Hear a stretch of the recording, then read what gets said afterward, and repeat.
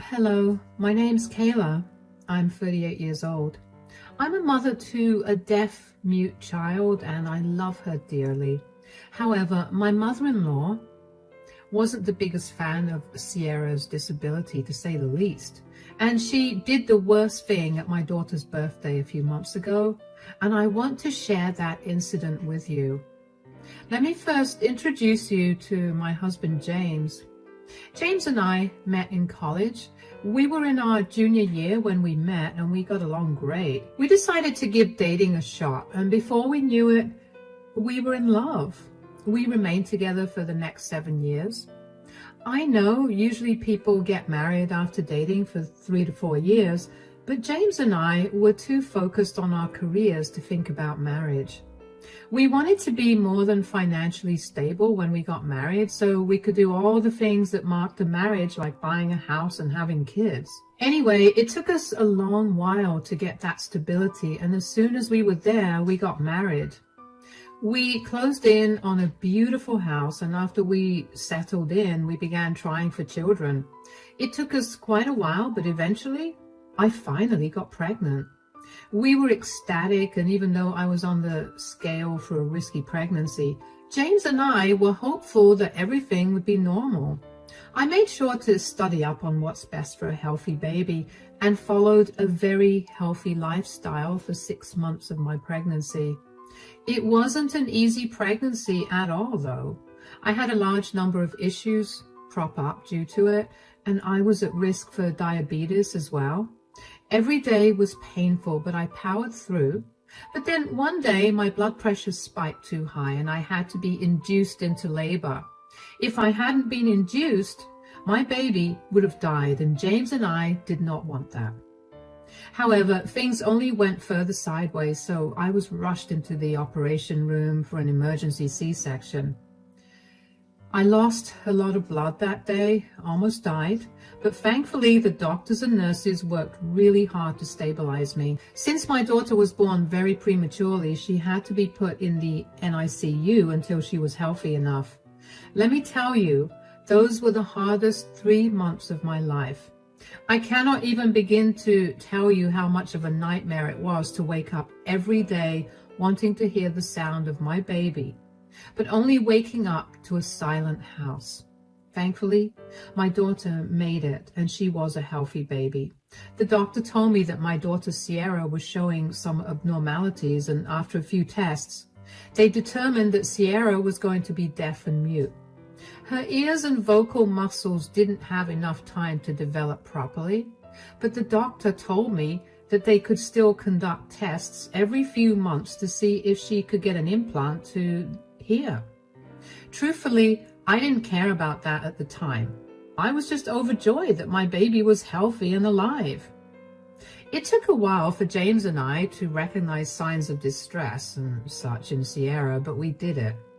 Caring for a deaf and mute baby was something I was not prepared for at all, but I loved my child so fiercely that I knew that I'd do whatever it took to raise her right. Anyway, James and I took 2 months to ourselves and didn't let our families meet Sierra. We wanted to spend as much time as we could just bonding with Sierra before we'd be swarmed by the rest of our families. When we finally let our families meet Sierra, the last person to meet her was my mother-in-law, Celine. James and I had a complicated relationship with Celine, to say the least. She always had to have her way with things, and if she didn't get it, she'd force her way to it. James is the youngest of 4 brothers, so he watched his mother raise all of them by herself. And he had a lot of respect for her. I did too, which is why we brushed off a lot of her behavior. Anyway, she was the last to see Sierra because she had been out of state visiting some friends. When she came over, James let her into the house while I was feeding Sierra. I was upstairs, but I could hear their conversation perfectly. "Hi, Mom, come in. How you doing?" "I'm really happy. I finally get to see my grandchild." "I'm glad that you're happy. Sit in the living room. Kayla's feeding Sierra, and she'll bring her down in a minute." Why did you guys even make me wait so long to meet my granddaughter? We just wanted some time to bond with the family, especially since, Sierra was born prematurely. You should have at least let me see her at the hospital. We didn't want to risk anything. Kayla was a mess and she was in no mood to socialize or be around anybody else. The way you let that wife of yours behave will make her feel like she's the Queen of Sheba. Please don't be rude now. Kayla's been through enough. Yeah. Anything else I need to know before the Queen arrives? Also, since Sierra was born prematurely, her body didn't get time to develop fully. Oh no, is she okay? I feel like this is something you should have informed everybody about immediately. Mom, we were going through something really scary, and informing people about things was the last thing on our minds. But no need to worry too much. Sierra is a healthy baby. She just didn't get to develop her ears properly, so she's deaf. And the muscles that would usually help her speak are also underdeveloped, so she won't be able to speak. So she's deaf and dumb? Yeah, but you shouldn't call her dumb. She's mute. And you found this out right now? While she's still a baby? Yeah. Come on. You don't seriously believe that. The doctors just said all of that to get money out of you. Mom, please keep your opinions to yourself. Like I said, Kayla's been through a lot and she doesn't want to hear your opinions. Be nice to her today and just be grateful that you get to see Sierra. Fine. But don't expect me to remain silent about this for too long. Hi, Celine. Look who's here. Oh, there's my granddaughter. She's so cute. I heard everything that Celine had said, and let me tell you, I was not happy about it. She sounded so entitled and weird about Sierra's disability. I couldn't help but feel like she was going to be difficult to deal with in the future, and I was right. Over the next 3 years, Celine was an absolute pain. She wouldn't stop giving me her insights and opinions about Sierra's disability. She never insisted I did anything, and if I got even a little defensive, she'd tell me not to overreact because she was just giving me her opinions. Whenever I would tell James about it, he'd look defeated and tell me that Celine's behavior was her nature. He'd tell me that she was a traditional woman, so explaining these things to her was not going to change the way that she behaved because she would not accept the explanations. I get being a traditional person, but being traditional doesn't have to mean being ableist. Anyway, I would still bring Sierra around to spend time with Celine because not doing that would become a nightmare for James and me. One particular day, I was supposed to go over to Celine's place with Sierra after a doctor's visit. I ended up running a little late, and when I got there, Celine was standing at the front door looking irritated. Where were you guys? We're sorry we're late. We were at the doctor's. Doctor's? Is one of you sick? No, Sierra just had a checkup. Her doctor put her on some medication to see if she'd be able to strengthen her muscles that are used to talk. He was also checking on her ears to see if there was any way for her to get an implant. I thought I told you that this was all nonsense. Excuse me? Oh, so James didn't tell you. Look, Sierra is still a baby. There's no way a doctor is able to figure out that she's deaf and dumb just by looking at her. Give her body some time to develop, and then you'll see that you're worrying about nothing. Well, medicine has improved enough for doctors to be able to determine deafness in infancy itself. Sierra is very much deaf, and no amount of time is going to change that. Why are you so stuck up in your ways of thinking? How am I possibly being stuck up in my way of thinking? I'm trying to do what's best for my child. You clearly didn't do the best for her because you birthed her too early. Are you saying that my daughter's disability was my fault? I didn't say it, but since you're admitting it, I'm not admitting anything. I almost died giving birth to Sierra. Would you rather one of us not be alive? You think I don't feel bad that I robbed Sierra of a regular life? Don't twist my words. I don't care about what you feel. I just care about Sierra. You're wasting your money on useless doctors. That's money that you could be saving for her education. We're not wasting money on anything. We're simply doing our best to make her life as comfortable and accessible as possible. You're going to make her believe that she's deaf and dumb if you keep taking her to these doctors. And how do you know that the medicines they're giving you are not going to prolong her deafness and dumbness? You sound insane. Why in the world would her doctor do that? James and I are working hard to prepare Sierra for the world, and getting advice from doctors is one of the ways. You don't get to say anything about this or how we spend our money because you're not Sierra's parent. Denying Sierra's disability doesn't change the fact that Sierra is deaf and mute.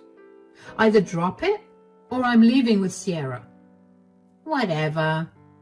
Are you at that time of the month? Is that why you aren't understanding what I'm saying? You know what? I'll leave. I expect those words out of some old-fashioned man, not my mother-in-law. Come back. Stop being so overly emotional. You can't keep my granddaughter away from me. I practically ran back to my car after that. I was seeing red. I couldn't believe that any of those words had left Celine's mouth.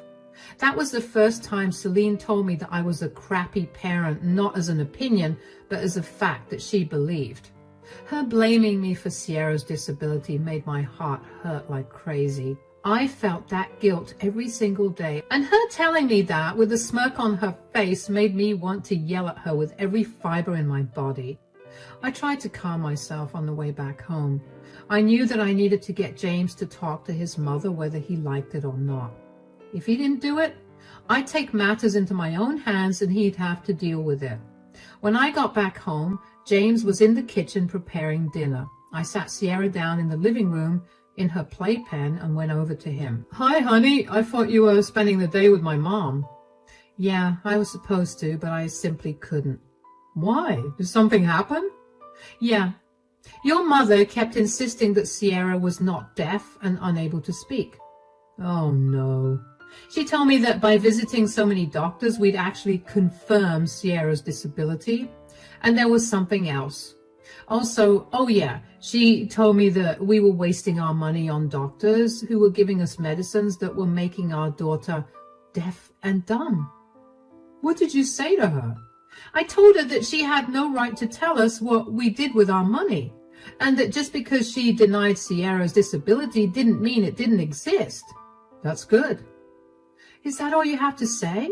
Your mother insulted us and our daughter, and all you have to say is, that's good? I don't know what you want me to say. You can't be serious. Do you want me to call my mother and tell her that she's wrong? You know my mother, and you know that that call will not go over well. I did what I had to do as a mother for our child. When are you going to grow a spine and tell her to back off with her opinions? Kayla, you know how my mother is. This again? Why are you always defending your ableist mother? She's constantly been giving her unnecessary input against Sierra's disability. Sure, Sierra can't understand what Celine is saying right now, but she will eventually. I know that.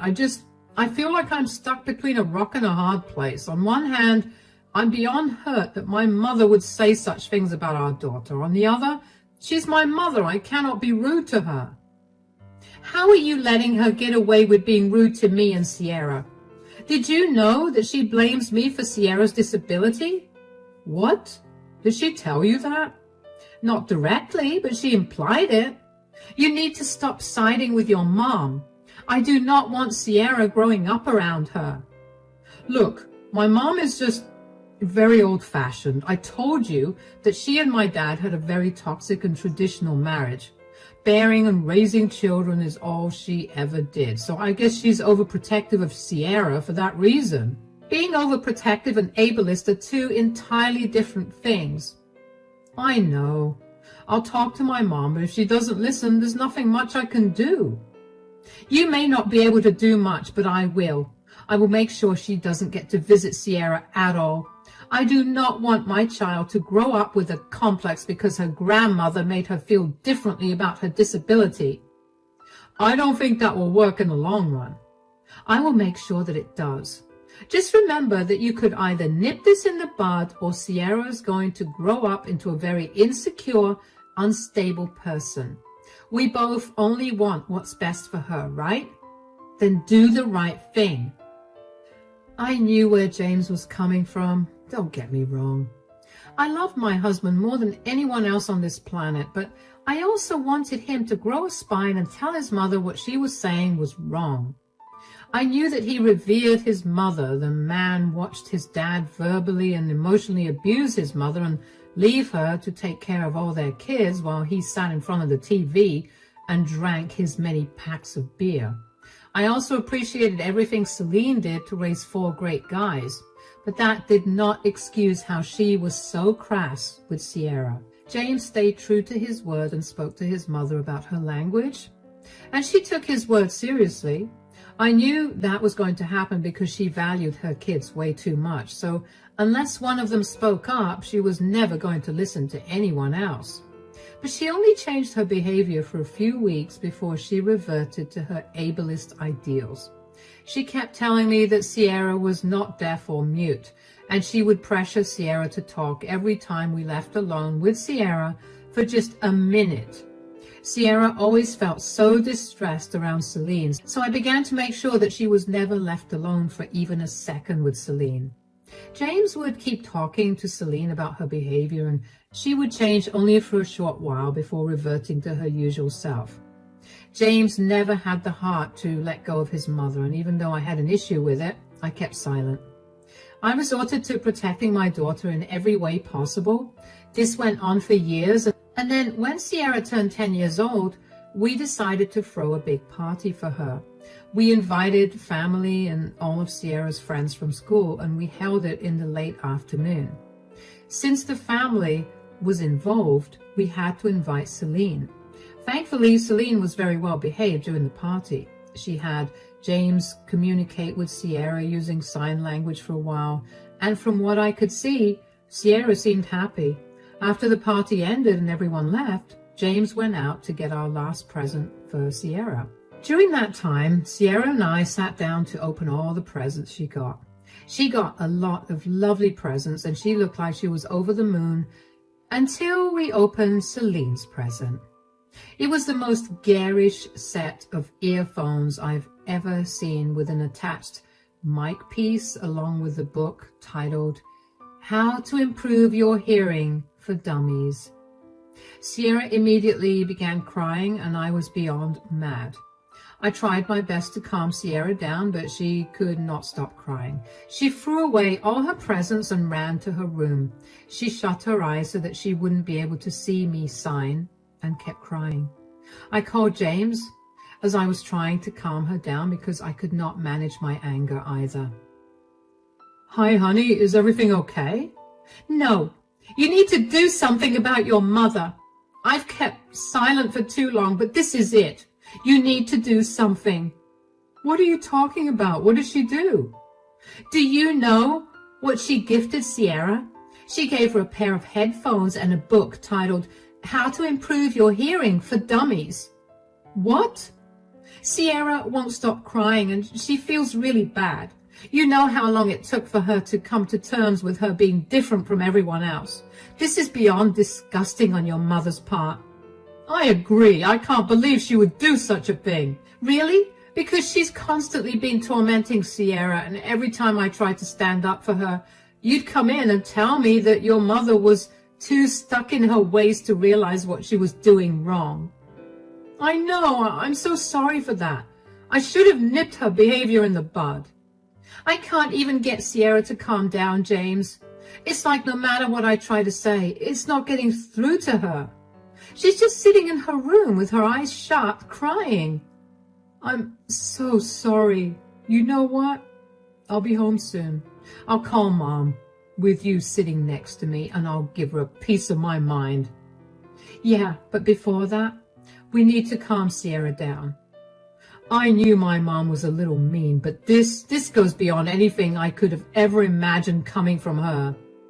Honestly, I didn't expect this from her too. I should have known there was something wrong with the way she was so well behaved during the party. I promise I'll make this right for Sierra and for us. What are you even going to say to your mom? You know she will only listen to you for a few weeks at best. Eventually, she'll go right back to bullying Sierra. I know. I have an idea of what I want to do. In all honesty, I should have done this from the start, but I'm going to hit her right where it hurts. Nobody makes my baby girl cry like that and gets away with it. I'll apologize to Sierra for the rest of my life for putting her through this. Okay, I'll do my best to calm her down. How long will you take to get back? I'm already sitting in the car, so I should be home in 10. All right, I'll see you soon. Drive safe. Yeah, I'll be there soon. Bye. I never mentioned it before, but Sierra did end up growing up with a complex about her disability. No matter how much I tried to shield her, Celine still managed to have an impact on her. Not a lot, but enough to frustrate her further. Sierra struggled to cope with her classes and simply couldn't understand why she was not like everybody else. When she was 5 years old, she'd have meltdowns every so often about it, and it would break my heart to see her that way. It took James and me a lot of time and love to get her to understand her disability and to make her feel comfortable with herself. What Celine did with her gift was bring all that hard work crumbling down. James came back home in less than 10 minutes, and he practically flew through the door. Sierra had calmed down significantly, but she was still crying and hiccuping. James gently nudged her to sit up and got her to open her eyes. He too was crying, and he kept apologizing to her. Seeing her dad crying alarmed Sierra enough to get her to stop crying and tell her dad that she forgave him.